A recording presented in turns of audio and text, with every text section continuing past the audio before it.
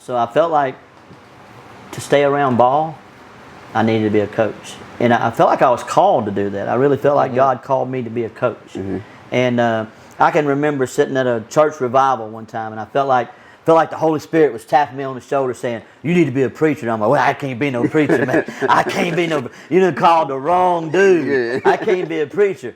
But if you'll leave me alone, I'll be a coach. And I really felt like that was my calling. And I still feel like that. And look, you asked me a couple weeks ago about what's one thing that I could tell a leader. And I told you that I told you that you could do one thing. It would be love the people that you're leading. Love them. Welcome to the Eat Cypher. Flow harder than the hands on Peter Piper. And now we would like to introduce you to your rivals. It's like Ali and Tyson. The hook miss with the liking. Show nothing, Mr. Bison, Maximus and Leonidas. You were in the booth with Titans, goons, goblins, and Vikings. It ain't really nothing like us. Yo, welcome back to another episode of the L.I.T Code. I am Courtney Anderson, aka Big C, one half of the L.I.T Code podcast with Edgar Jones. The podcast where the menu is short and sweet and there's plenty for your mind to eat. Look, looks a little different again because we're doing our very, very first in-person L.I.T Code episode. Right.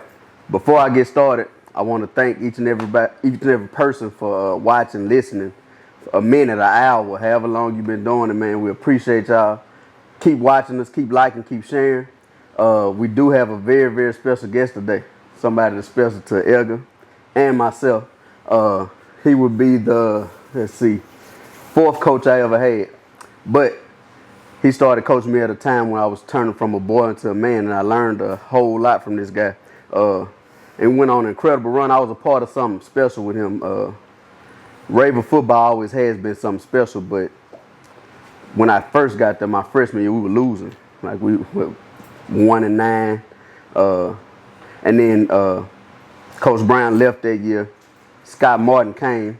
We kind of turned it around. We had a kind of middle of the pack type season. And then my junior year, enters Coach Barton, right? And we have the field house built now. But the culture wasn't quite where we needed to be yet. And he was a part of turning that culture around to a winning culture. So my senior year, we went 11-2, 12-2, something like that. Beat one of the biggest schools in the state. Came back and lost to him in the playoffs. But from there, under his tenure, you have Edgar Jones, right? Going to college, NFL. Behind him, you have Richard Murphy, Kenny Bell, Chris Tolliver, Snapper. You got all these guys and people like Nick Saban and Les Miles are coming to Rayville to sit in Rayville High School, right? And you don't get that often. That wasn't happening before we were a part of turning that around. And so he was the biggest part of it because he was our leader, right? And we learned a lot of stuff from. We always talk back about football. Edgar and I like to relate things to football a lot, man. And he was one of the ones that taught us a lot of those lessons. Mainly, if you get knocked down, you ain't really got time to stay. You got to get back up because the whistle just blew and look, that same guy coming back. Now, all in that split second, you got to decide what I'm going to do. I'm going to lay here, I'm going to get up, and it's going to be a long night if I decide to lay down because he ain't stopping, and the game ain't going to be over till the clock hits 0. I've always taken that with me no matter what. So, without further ado, I want to introduce Coach Bo Barton, my head ball coach. Thank you, Courtney. It's good to be here with you guys, man. We've had so much fun talking before the camera got turned on. So, it's always a pleasure to talk with you and Edgar too. So, man, just a joy to be part of what we're doing tonight. Yeah. I've been out of high school. I graduated 2004. So it'll be 20 years and 20 years. Golly. We hadn't lost contact. Edgar hadn't lost contact with him either. And I always like to say, life has its own way of pruning people out that don't belong. So the fact that we didn't lose contact and we still, today, right, we disclaimer, we out there fixing the flat, he pulls up, and it's like, I hadn't seen him in at least 10 years. It's like it was just yesterday. Right. That kind of stuff can't happen. You can't just pick up like that if it ain't organic, if it ain't natural. You know what I'm saying? And that's void of race, creed, religion, or color. Good people are good people. We like to look at energies. I learned that from him also because it don't matter what walk of life the kid was from. You know, we all knew we could come to you no matter what. And that's big. And like I say, relationships don't last and stand the test of time unless they're supposed to. Right. You know, and unless it's genuine and it's, you know, you really mean something to the person. So I can go to anybody in my family and say Coach Barton, and they first thing they're gonna do is smile. They ain't gonna tell them what you done said. You know. What story he done told? Yeah, what story he told me a lot of stories, man. Yeah. Me too. We'll talk about some of those stories when we get out this camera. When we get off the camera. But Coach, no, thanks for joining us. We appreciate it. Like Courtney said, man, it's we don't have to talk all the time, but when we talk, it's like no time has passed at all. So, you know, you've coached for many, many, many years. More importantly, outside of what we learned from the football field from you, more importantly, you taught us a lot about life. I look at a lot of things you talked to me about that I took into my life, and as not just as an athlete, but as a man, as a father, as a husband. What got you into coaching? You know, it's crazy. Like, I was a pretty good student in high school, and Dad wanted me to be a doctor. But it's something was in me. I knew I loved ball so much, and I wasn't really good, but I loved ball, and it didn't matter if it was a football, a basketball, a baseball. I wanted to play ball, and the only way I knew to stay around ball, I wasn't as talented as you. I was never going to be a professional athlete.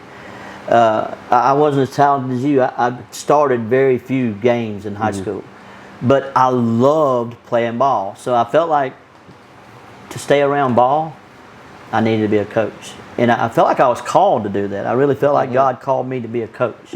And I can remember sitting at a church revival one time, and I felt like the Holy Spirit was tapping me on the shoulder saying, "You need to be a preacher." And I'm like, "Well, I can't be no preacher, man. I can't be no, you done called the wrong dude. I can't be a preacher. But if you'll leave me alone, I'll be a coach." And I really felt like that was my calling.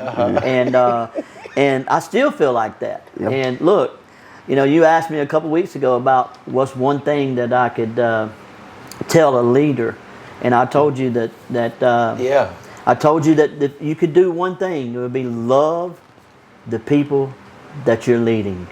Love them. And I feel like I've done a good. I know I love you guys. I know I've loved every kid I've coached, and some of them more than others.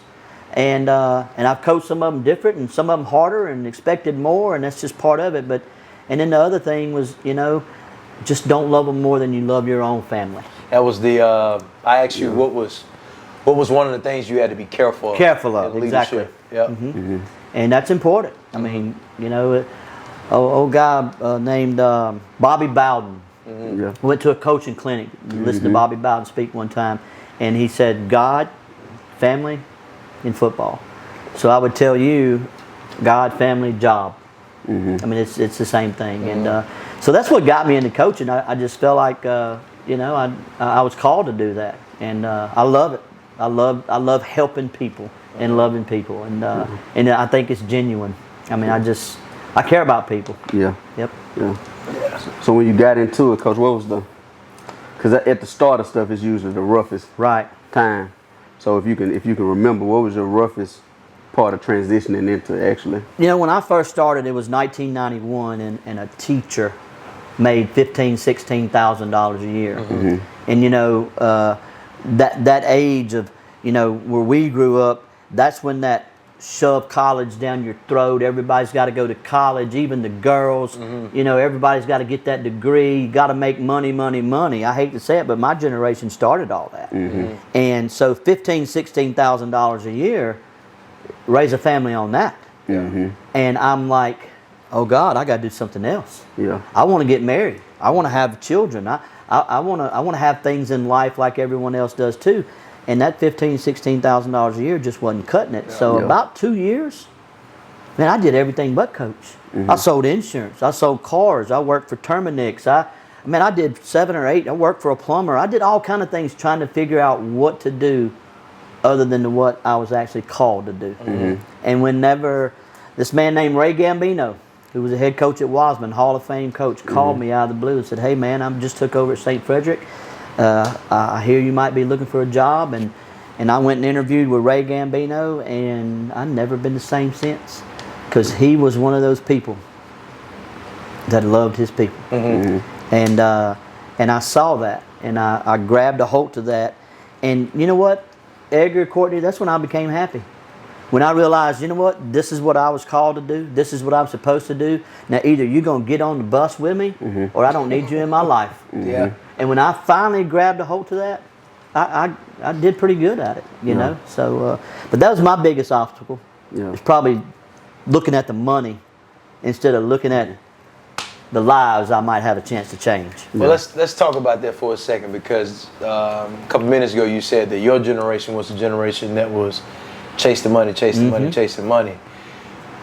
And that was still a generation that was all about, I mean, you would think about values, right? About family. Why do you think it was that? I don't know if it was like, you know, Edgar, in the early 80s, the number of people that went to college and was expected to go to college was way less than it is today.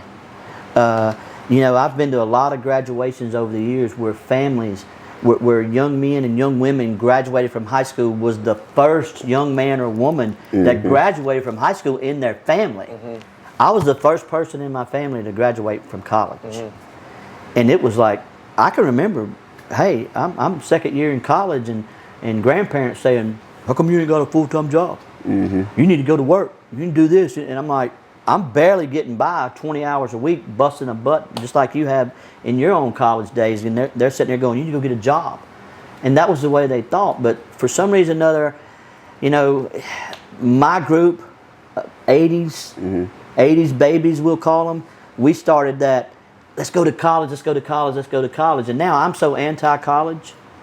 I'm not anti-college. I'm just, there's so many ways a man or a woman can make a living today without a college education. And we failed our young people in the education system because we've tried to shove college education down everybody's throat. And it's not for everybody. It's not for everybody. It is not. And people can be so successful in other realms in the world without a college degree. I mean, it's important, but it's not. Just be the best. End all be all. When they defunded Votech, so my data came up. They could take shop and go learn how to be a plumber. So everybody wasn't going. It used to be a thing. You didn't have to go to college. You could learn a skill. You know, and a skill, really, you work for somebody else 10 years or so and do your own thing where you set up for life. But I think that's a part of the elite making more consumers out of people instead of owners. Right. And when they took that out of schools, to me, that was a big problem. So now I got a degree, right, 4-year degree. I also have a certification.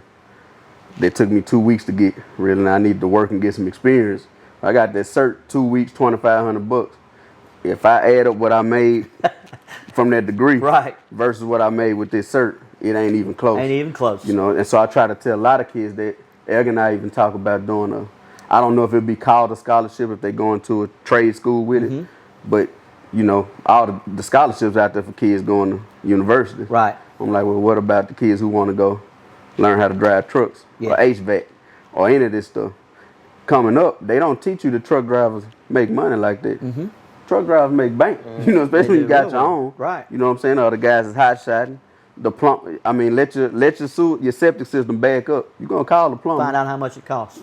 Let the AC go out wise like this summer. Yeah. You're gonna call the HVAC person. You know what I'm saying? And you're gonna pay them what they want too. Hey, Cause you gotta get it fixed. I just built a house not too long ago, and the painter, his bid was $47,000. What you tell him? I told him I was gonna paint it myself, and me and Miss Shelley painted it ourselves. I couldn't afford $47,000. No sir. We painted that. Look, Miss Shelley got painted blue one day accidentally. It was so funny. She was like, "Can I paint this last board?" I said, "Yeah, baby." And I looked over at her, and she had the trigger turn around the wrong way. She said, "Did you turn this around the wrong way?" And all of a sudden, she squeezed the trigger, and blue paint hit her all in the face. She had blue, she looked like a Smurf. Looked like a Smurf. But no, I had to tell him no, Edgar. But I went, dang, maybe I should be a painter. Yeah.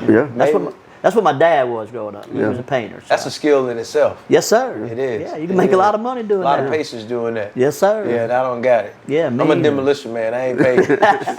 You tear it down. You huh? need to tore Get you a sledgehammer. I would cover it, but maybe that's something I can master. Getting into something where I gotta have a little bit more patience. Yeah. So, Coach, you know, man, I remember when you came to Raven. It was my last year. Mm-hmm. You came. Yeah. You came my last year. Where did you come from, coaching wise, and what was, you know, kind of your thought process when you were getting ready to come into Raven? Well, I'll tell you, Edgar, I was 6, 7, I think 8 years or 9 years into coaching when I came to Ravel the second time. See, I was at Ravel before I came to you guys. I was there as offensive coordinator. Coach Brown was our defensive coordinator, and Pete Mangum was our head coach. So I had been there before. And, you know, even though I didn't agree with everything Coach Mangum said or Coach Brown said, I was on that staff and learned a lot from them. And you know, I went, man, I'd like to come back here one day. So, but I left Ravel. I went to Newellton High School in Tenshaw Parish. Became a head coach there. Loved it. One of my favorite places ever that I've ever coached. Had great talent.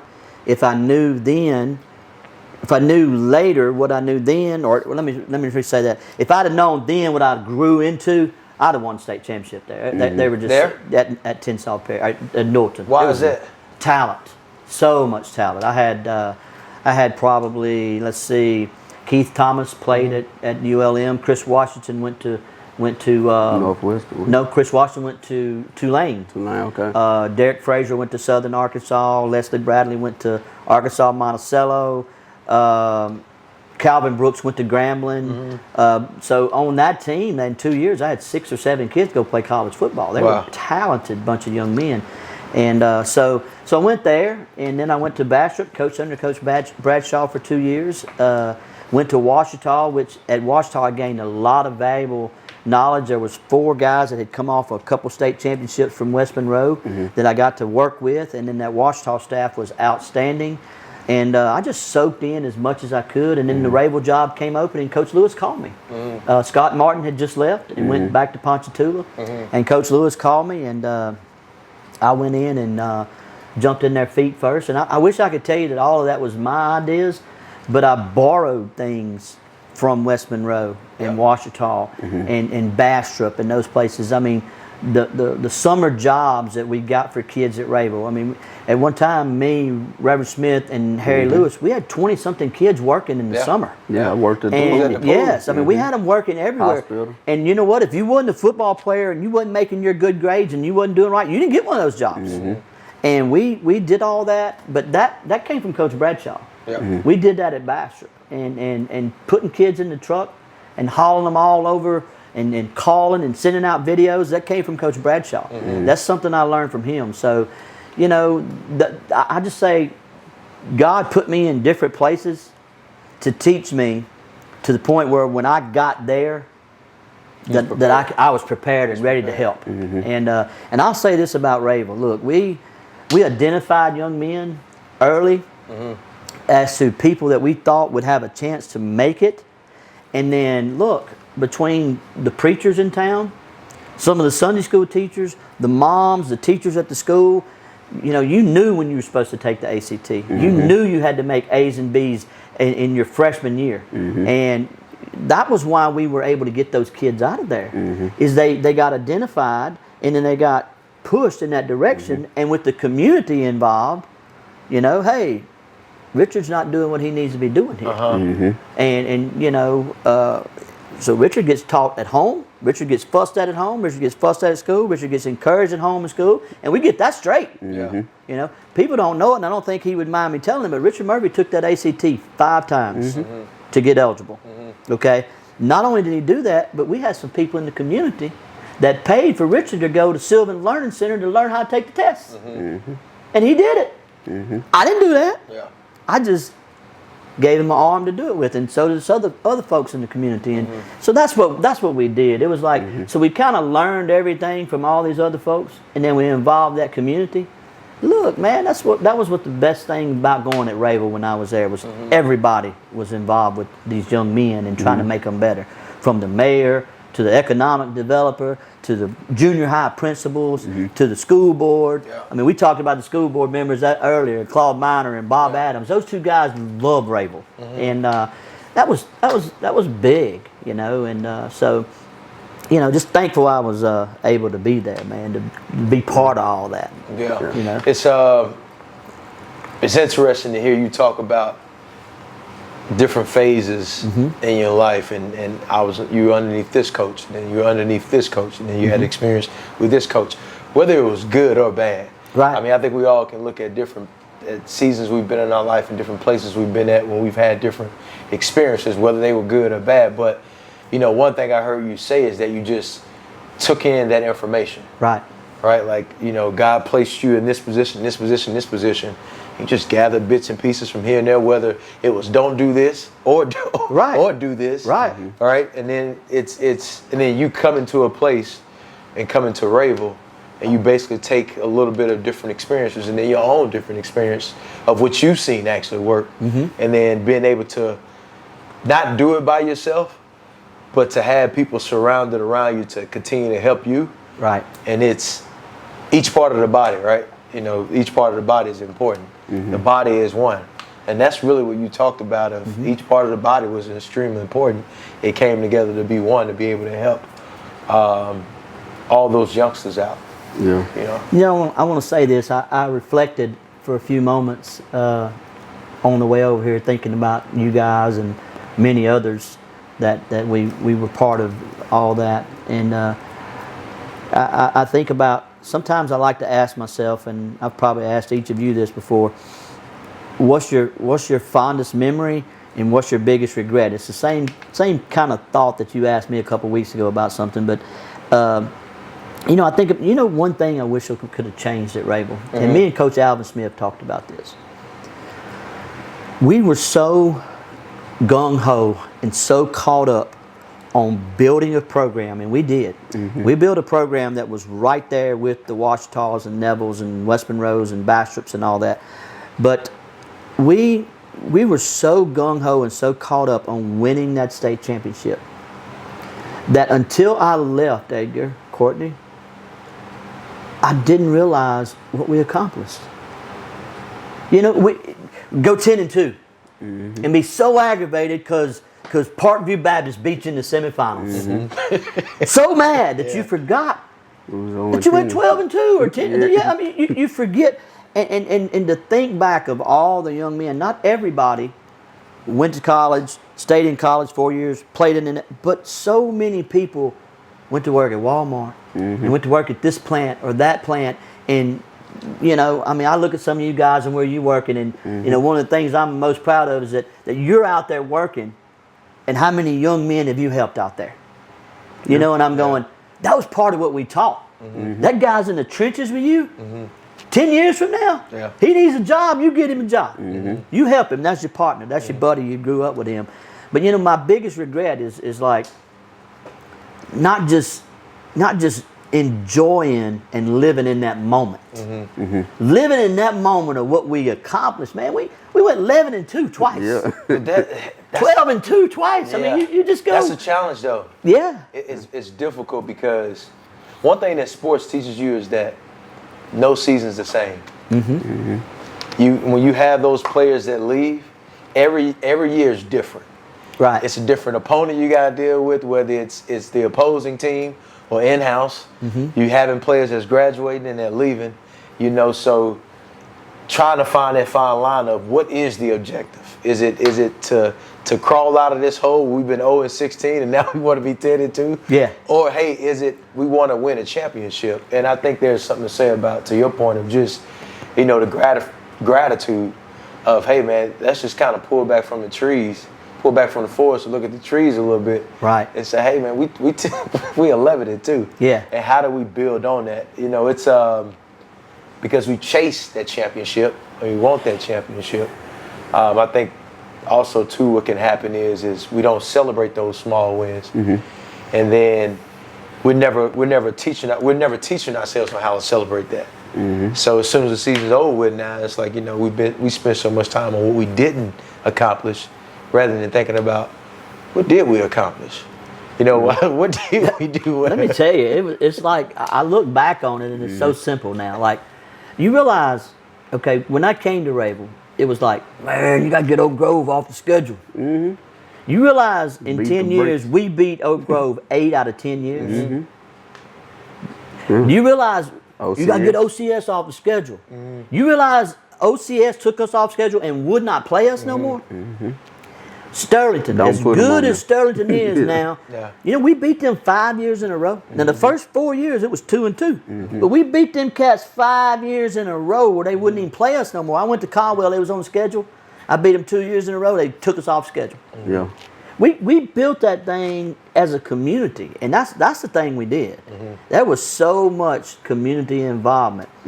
I saw on Facebook the other day, bringing the band back. Yep. And Derek Washington right in the middle of that. You know, man, I had so many ball games in the PE gym with Derek Washington, you know. And to look and see, I'm praying and I'm hoping people go, what do you think about Rayville? I'm like, this could be the time. This could be the year. It could come back like it was. I'm just hoping and praying that it gets back to where we expect to win. You know, we was out there and we was playing 7-on-7 and it was scat. Reginald Washington. It was Reggie Washington's senior year. And we played in West Monroe in 7-on-7. They had a receiver come across the middle and Scat lit his tail up. And Jerry Allers over there, he's a good guy, but he's kind of cocky, and that's why West Monroe's successful. But Jerry Allers hollers out, I tell you what, we can get some pads on if y'all want to do all that. And before I could say a word, Reggie Washington said, go get him. Yeah, y'all. Go get him. That's where we got to. We didn't care. Go get them. Go get them. We'll smoke you. You know, and Scat had that bad. Remember that All-American from Neville his junior year? He did the same thing. And that's who we were. That's who we became. Nah, he's a running back. Scat knocked his helmet off on 7-on-7. You know, I saw you put a thing on Facebook not too long about the Lyles kid. I was just about to mention him. Okay. So Joe Lyles had a brother named Matt. Okay, so Matt Lyles' senior year, or junior year, I can't remember. We sitting there as a staff, and it's Matt Lyles and Alton Self and Colton Sims and just average players everywhere, and we're sitting there going, man, if we win 4 games with this schedule, we're gonna be done something.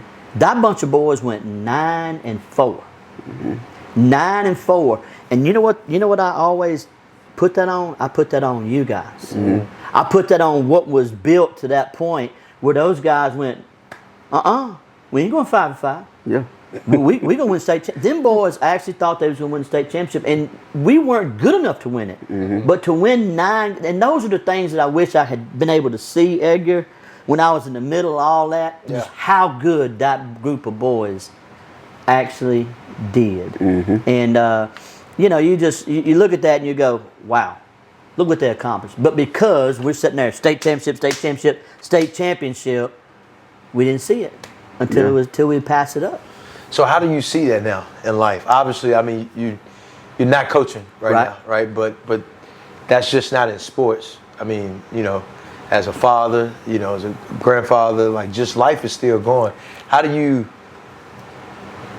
take advantage of those moments like that now? I think I've slowed it down. I think I've slowed it down. And what I mean by that is like, just slowed it down in my mind. Like earlier when the camera wasn't working just right, I didn't care. Just being with you guys was enough, man.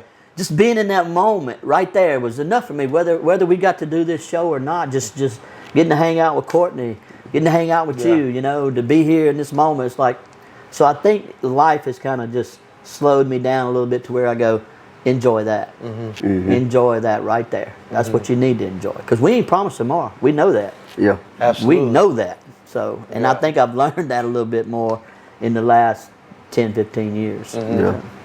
So, what was it like? Because you were at these other places as an assistant, and then they finally hand you the keys at Newarton. Because I coached junior high, and then I figured out pretty quick that being a coordinator or being a linebacker coach versus being the head coach, two totally different worlds. Because now you're responsible for everything. Right. You know what they're gonna eat, what they're gonna wear. this, that, and the third. So how was that transition from them finally handing you the keys and saying, this is yours? Well, I think I wanted that. And I can tell you about something. We were playing Evangel in the quarterfinals at Rayville, and I was the offensive coordinator. Guys, the score was 20-14. Evangel, we talking about Evangel in 96. We talking about the days when they was yeah, that's who it was. We talking about the days when they was legit. So it's 20-14, and we had Samson Smith and Chris Dickens and Brian Lawson and Brian Bolton, Bo Sumlin. We had all those kids, Sean Gasson. We had all those kind of kids. Baker, Greg Baker was on that team. Yeah, Rose, Bob, Boss. And so we had that bunch of kids, but we had 4th and 1 on the 48-yard line with 8 minutes left in the game. I tell you who else we had. We had Roosevelt Potts' stepbrother, Chris Ashley. And what we had done, we were down 20-7 at half. And the third quarter came up, and we went to running behind Sean Gasson and giving that ball to Chris Ashley off tackle. And Chris Ashley just took the game over. We took off 10 minutes of the clock, and we scored, and we had Curdaw. We called him Curdaw. Chris Dickens kicked the extra point, made it 20-14. Evangel was panicking because they couldn't get the ball. So we have a 4th and 1. We held them again.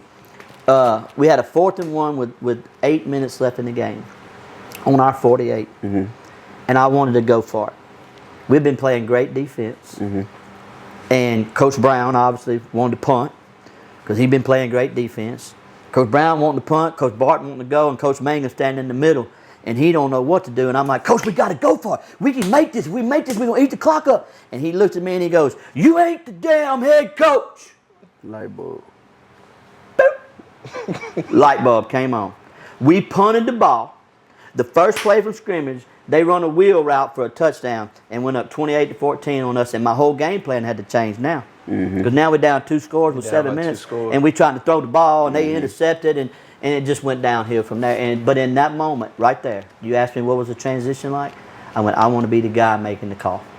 I want to be the guy making the shot. Because as much as I love and respected Coach Brown, and as much as I love and respected Coach Mangum, I felt like I had put all this time and energy into that, and I wanted that moment, and I went to Coach Lewis. He said, you need to go be a head coach somewhere else and come back. I'll never forget that conversation with Coach Lewis. Go be a head coach somewhere else, prove yourself, and then come back. And that's why he called me. That was in 1996. I took over in 97. In 2002, I think it was, he called me back 5 years later. He went, you proved yourself. Come on. So so we getting toward the wrap up part, but this is the best part of the story to me. You know, I like the bounce back parts. So things don't work out at Raven. We don't have to get into all that, but it happened suddenly, a bit of adversity. And now Coach Barton got to practice what he preached, right? The stuff he tell us. You can get knocked down, you got to get up. You know what I'm saying? So you go from there to Caldwell next, was it? Then on from Caldwell to now, winning your first state championship this past year, right? Second one. To Louisville Academy's first one. But anyway, congratulations to you. But anyway, that part was, I know how much you put into us in Raven, and I know that hurt to have to leave, and I know it could have been the end, right? It could have been the end of the story. It was just a little chapter, right, to get you on to this point. So talk about what your mindset had to be to bounce back from that, go turn that another program around, and another, and what you gained from being at Raven that helped you do that. Probably one of the hardest things I've ever done in my life. I mean, when I went to Raven, my goal was to get good enough and get enough notoriety, because I was still young and stupid, to take over at West Monroe, to take over at Neville, to take over at a Ruston. By that 3rd or 4th year, I went, we are West Monroe. So I sold out to Raven. And I really felt like, for whatever reason, some people turned their back on me. And so I had, not only that, but looking back, there were some things I could have done different. And so with all that being said, you go, where am I going to be? Where am I going to be? And we made a decision, you know, because I'll just be honest with you. I went to Mayor Lewis, and Mayor Lewis goes, hey, superintendent's against you, I can handle that. Principal's against you, I can't handle that. You got 2 against you. Coach Wright, Larry Wright, was all with me. He wanted to stay right there with me. My Booster Club folks wanted to stay right there with me. But in the middle of all that, it's kind of like when a preacher takes over a church. If everybody don't want him, he's kind of scared to go. I'm sitting there right in the middle going, superintendent's against me. She got the principal. She's against me. What do I do? What do I do? What do I do? What do I do? And God opened another door at Caldwell. And tell you how God works. I made way more money than I was making at Rayville. We won 10 games twice. Caldwell never won 10 games. We won 2 playoff games. They never won a playoff game. So God took care of me. And then, you know, of course, we retired at Caldwell. And then we went to the private sector. But look, in the last 7 years, 2 state championships, 2 runner-up titles, twice in the semifinals and once in the quarterfinals. And that was COVID year. And but you're right, Courtney. You know, you preach when you get knocked down, you get back up. You better live it. And I can say that to anybody. And you know, I wish I could tell you that was my original statement. You know where I got that out of? In Proverbs. The book of Proverbs will tell you when you get knocked down, basically not like that, but when you get knocked down, you get back up. And so you know, I mean, it's just I just think about all the things that my kids that I've coached over the years has been through, and you know, I know my life is. I'm getting older and things are changing and physically, mentally, and you go, I gotta keep fighting. I gotta keep going. You know, I'm 56 years old. What am I gonna do? What's my next thing? Where am I gonna go next? You know, but I will say this, Edgar, Courtney, no matter what you do over the next 30, 40, 50 years, if you put yourself and you use that platform that God has given you to help people, God gonna keep blessing you. He gonna keep blessing you. I can promise you. I'm not a perfect man, but I know that for sure. And I thank God that He put me at Rayville. You know, I can't walk in Rayville Walmart. In a 10-minute shopping spree, it takes me 45 minutes to get out. Because I'm going to run into somebody. And look, man, that's a blessing. That is a blessing right there. That you can't, you go somewhere and people just want to sit there and talk to you.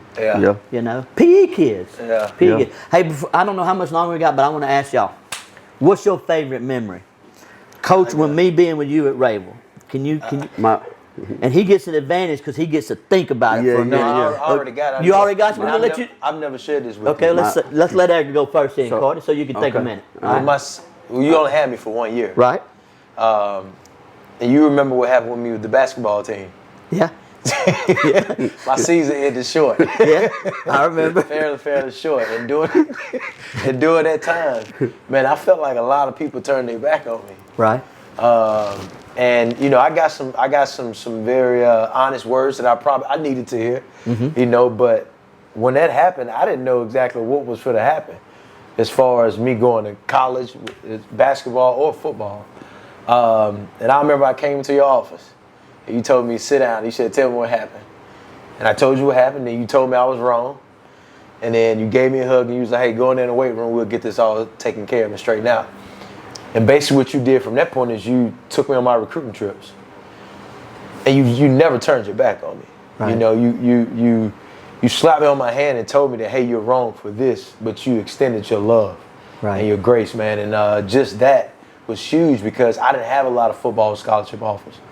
And those conversations that me and you had driving up to Arkansas, Monticello, and driving these different schools were a lot of conversations that I took and I applied to my life now. But in that moment in time where I felt like the world, like everything was over, me getting kicked off the basketball team, like you was there to still say, hey man, you're all right, you're wrong. Right. You're wrong, but you're gonna be all right. You're wrong, but you're all right. So that was my memory. Good. Yeah, so I got a couple. So I pride myself in doing stuff the right way so I won't get fussed at. Because my daddy, he didn't fuss much, he's soft-spoken, so if I'm doing something he telling me not to do, it usually came with him. Swift calling up. You know what I'm saying? So, so you only yelled at me once, and we only got in a shouting match once after you yelled at me. The time you yelled at me was actually because I did something right. I couldn't block my older brother Scat for nothing in the world. But a lot of people couldn't. You know, Scat knew how to use his hands in junior high. Most kids don't know how to do that. Yeah. And if you put him at nose, he gonna beat you. You're not gonna snap the ball and get him. You know what I'm saying? Or if they want you to take some kind of false step and come back to him, you can't get him. So we in the gym. It rained outside. We practiced in the gym, and I got him. And I'm thinking he picking me up off the ground to tell me something good. And he picked me up and he said, "You know what you just did? You know you messed up, don't you?" I'm like, "What'd I do?" "You blocked him. And I better not never see you let him whoop your ass no more." That's the first time. So the second shout match we had, we played Sterlington. First game. We wasn't running the ball much first half. And we were down. And I really didn't see him. He was coming in behind Coach Smith. And I was gonna ask Coach Smith, you know, because I ain't even talked to Coach like that. Yeah. Like if I come to him, I'm just coming to him talking. But Coach Smith, that was my line coach, so I can speak my mind to him. He was your guy, that's right. He told me I was his leader, so he gonna always ask me what's going on.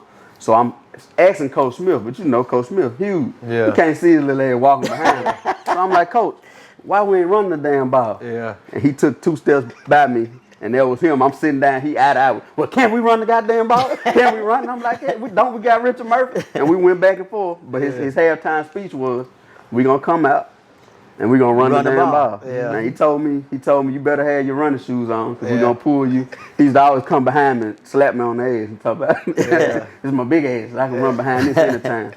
And then I got chose as an alternate for that All-Star game at LSU. And I was a 16-year-old senior. Right. But when he went down there, Coach Barton was coaching, and some of the other coaches asked him about me. It was me and Whitney, and he asked Coach about me. And I don't know if he knew if I was listening or not, but he said if I had 11 more of that one right there, I'd be all right. You know what I'm saying? And just me hearing it from over there made me feel good. You know what I'm saying? Because I know he didn't know I was listening to him. You know what I'm saying? So for him to say that about me, and he also said, well, he should have held his ass back. He's too damn smart, Coach. He couldn't hold him back. I told your mama that a bunch of times. Yeah. So that's my fondest memory, man. Fondest memories, and like the biggest memory though. You mentioned him earlier, but Joe Lyle. Yeah. That was real inspirational for me, because I remember when Joe couldn't walk from here to there. You know what I'm saying? He ain't play much. It wasn't like he was about to come out there and start. Right. But to see him work how he worked, to come in and start outrunning people on sprints and lose their weight and really just be there, and to see him get in, you know what I'm saying? And I know you didn't have to put him in, rewarding their work, you know what I'm saying? Right. That was big, man. It's so many, you shared your family with us, man. You know, it's so much stuff I can think about watching your boys grow up. You know what I'm saying? And then you getting to coach them later on, but remembering them just being around, throwing the ball, Coach Willis' kids. But you said that earlier, you know, love them just like you do your own family. Well, the fact that you would share your kids with us made us feel like, you know what I'm saying, well, this family. You always, you know, you get on your brag and stuff and tell I'm all y'all damn daddy anyway. You know? But really, that's the way I felt about it, man. Really, we could tell that it wasn't just tongue in cheek. Right. It was like you meant that. So if I ever had a problem, any of us ever had a problem, we go to Coach Barton. If we don't go nowhere else, we'll holler at Coach. I'm gonna tell y'all one of my not necessarily my favorite memories, but something I never forget, and it's a life teaching lesson that sometimes what you talking about may be way over somebody else's head, and you not even realize it because you a professional, okay? And you talking to them and you trying to talk plain, but you talking way over them. So we had a pep rally, and there was this kid in there named Tyrese Richardson, I believe. Tyrese Richardson. Tyrese Richardson could do more flips down the when we have the flipping contest than anybody else in the school. Yep. All right, so he's also in my PE class. So I get Tyrese when Tyrese, you need to come out for football. I don't know, Coach. I said, come on, man. Come on. You can do well. But anyway, talk Tyrese into coming out for football. Never played football before in his life. But we play in Oak Grove. And Oak Grove liked to do this deal where they would offset their fullback just a little bit. And when they did that, they was running toss sweep. So Tyrese is running fullback, okay? And Scat and Jerry and all them, Nachi, all them was over on that line, and we had barrels set up. But anyway, so it was Scat's job to recognize when the fullback offset. So I'm in the huddle. I said, all right, Tyrese, you know I always run the scout team there. You remember the day you used to try to sack me? Oh, you was the best scout team coordinator? Yeah, boy. But I tell Tyrese, I said, Tyrese, now look, this is what I want you to do. I want you to take your left foot. I want you to put it in the crack of my butt. And when I say go, I want you to take off running around the end. And I want you to block that outside linebacker. You got that? He said, yes, sir. I get up under the center. Felt that foot. And all of a sudden, I feel a foot touching me in the crack of my butt. And you know, I was hardcore back in that day, Edgar. I was hardcore. I turn around, what the F are you doing? What? Jerry Davis, Nachi, Scat, they was on the ground laughing. I'm like, what are you doing? He said, you know, he was scared. You said put my foot. I wouldn't mean it like that. But it taught me. That's what I said to do. That's what I said to do. I said, put your foot in the crack of my butt. You gotta know your personnel. And I never forgot that as a coach. I learned something. I went, sometimes these kids don't know what the heck I'm talking about. I got to get back down. And I had to teach kids that. I had to teach coaches that. You get to this level as a coach, sometimes you're talking about Sam and Will backers, and they're like, who the hell's Sam and Will? What's that mean? Who's Mike? I got Mike. I got Jim and Jack next to me. You know, so you got to get back down on their level, and I learned that. But look, man, we learned together. We had so much. I mean, it was so good, man. I miss it so bad. I miss Ravel. I love Ravel. I love you guys. Y'all know that. And love you too, man. Appreciate man, it's just I'm a blessed man. I am a blessed man. And we doing this show, and I'm glad y'all doing this kind of stuff and reaching out to people. But God, I think I could go to the oh, let me say this. Can I say this? We got enough time. Do you know one of the best feelings I had as a coach was to bring Smokey and his brother Zay and Fred Smith's son, grandson, to Prairie View with me this year and do something we never got the chance to do as a group from Ravel, and that's win a dang state championship. Guys, I cried. I couldn't help. It was like, and you know how many folks we had from Ravel at those games? And just to be able to do that, and you know, I still think to this day, had we split like they split the public and private, and we split when some of these teams I had come to there, you know, we lost to Parkview Baptist twice, we lost to freaking Notre Dame twice. Some of those schools, and people don't realize this, but Parkview Baptist was beating Acadiana, who beat West Monroe, and Notre Dame was beating Turlins Catholic, who was beating Neville in the semi and quarterfinals. And we lost to these people. Talking about 7 and 8 D1s on the same team. And this buddy of mine posted a Sterlington schedule a couple weeks ago on Facebook, and who Sterlington was playing. And I didn't want to brag, but I sent him an inbox. And I said, this is what we winded up with Ravel. We scrimmaged Ruston in the fall. Okay? Wait, let me start over. We scrimmaged Neville in the spring because nobody else would scrimmage us. We scrimmaged Ruston in the fall because nobody else would scrimmage us. We played West Monroe in the Jamboree because everybody in the Bayou Jam wouldn't play West Monroe but us. Okay? Then we played Bastrop week 2 and Ouachita week 4. That was our schedule. You guys started all that. You got to the point where didn't nobody want to play us. They didn't want to be on our schedule. You know? And that's something I'm proud of. That last team we had, you know, went 8-4 or something like that. They were so freaking good. They just lost to some really, really good teams. And but I miss those years. I miss that town. Every time I still go to the doctor there. And when I go to the doctor, I ride by the school, and it's hard not to cry. You know, but it's also good to rejoice and you know, be thankful, because that town and that school made me part of the man that I am. You know, so. Well, but I'm happy you use that. I tell people all the time on the trampoline, when you come down the hardest, that's when you get your best jump. Yes, sir. You know what I'm saying? So I'm happy you used that.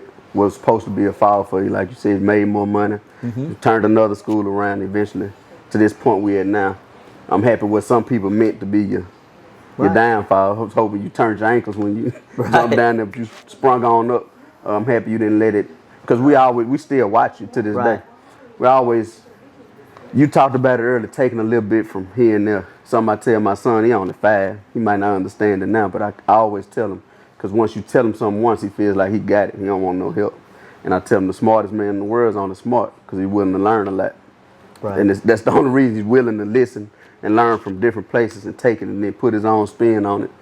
Now it's the Barton way. Mm-hmm. If you don't tell us, it come from Bradshaw and Bambino and all these other people. We don't know that. All we know is we following, you know what I'm saying? Yeah. But that's because you was willing to learn. And so we still were watching you when that happened to you. Meaning, if you would have reacted a different way, who knows? We might have reacted a different way when that verse popped us in the face in life. You know what I'm saying? So I appreciate you for that. I appreciate you for your time today and coming to see us. Yeah, it was a blessing. There, you got any parting words for him? Thank you. Yeah, yeah. Shoot, thanks y'all. And that's for everything. That ain't Today is just for. That was a big turning point. Being a part of starting something. I'm happy the timing worked out for me because I started when we were bottom of the barrel, but you still wanted to play for Raven. I couldn't wait for Coach Brown to come down to the junior high and say, I want you, and you, y'all come up here next week and to get the stickers on your head when if you made varsity and all that stuff. So when y'all get together with friends and folks in Raven, do y'all talk about who the best is and who was this and who was that? They bring it up. That came up last year. Yeah, they bring it up on Facebook a lot, and I always start off giving the guys who win SEC, NFL. You gotta give them their credit first because it takes. We talking about that on the road. Don, Eric, and myself. I don't say such and such should have been in the league no more. Yeah. If he should have been, he would have been. Right. It takes way more than talent for you to make it all the way because you got to have the right mindset. You got to be able to turn your back on certain people and all that stuff. But I give them their flowers.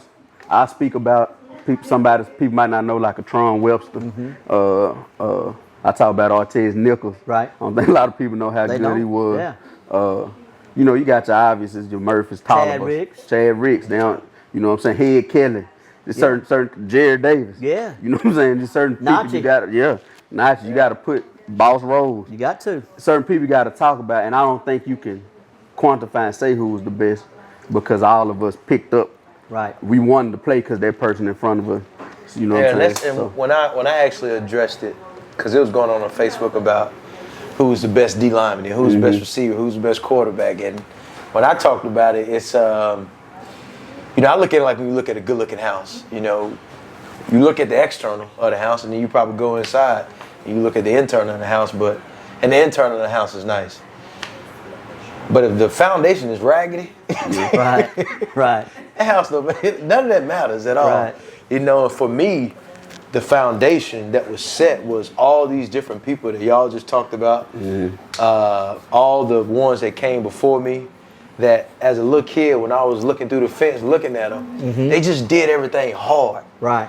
My mama, my aunts, my aunties, my uncles, the people in the church, the people that worked at Walmart, like the people that work for the town, like they just did everything with everything they got. Right. So to me, like, that wouldn't have been possible in what I did if I didn't see that. Right. The foundation was good, so I'm like, oh, this is how it's supposed to be. The example was set for me just by looking at all those individuals, whether they was on the football field or the basketball court or not. They just taught you on how you're supposed to work in life. Yeah. You know, I was driving down the road and my phone rings and it's Jaron Johnson. And Jaron, I think, was working at the Rayville Police Department, and Jerry was up there at the time, and I think Nachi might have been somehow involved in this conversation because Jaron's calling me. He's going, Coach Barton, I want you to tell this Will Hyde dude and Jared Davis who the best defensive tackle ever come through Rayville was. I said, son, you talking to two damn good ones right there now. You might have played at that next level, but them two cats could play, and I ain't gonna sit here and say that you or them dudes could play. If he'd have came up there while we were still there, he would have had a different. Because we broke all the youngsters in. Yeah. Dan Baker, Chad Ricks, Bond. Yeah. Like they got it. Snapper. Yeah. Remember Snapper came in and read it. It's gonna be my field house. Yeah. It was his first day out there. Coach. give me Will Hyde, give me Davis, give me Scat Washington right there. And next it was me, Sean, and somebody else. Just took him through the ringer. Yeah. He changed that tune. He made Tank quit. His first day out there. So They would have understood it a little better Yep. if he'd I have been guarantee there. they But would have. yeah, so Well, anyway, man, we appreciate you again, Coach. We thank love you, you. brother. We love you too, man. Yeah. Thank you. Appreciate you, I man. love you, brother. Love you too. This is the Lit Code. We out.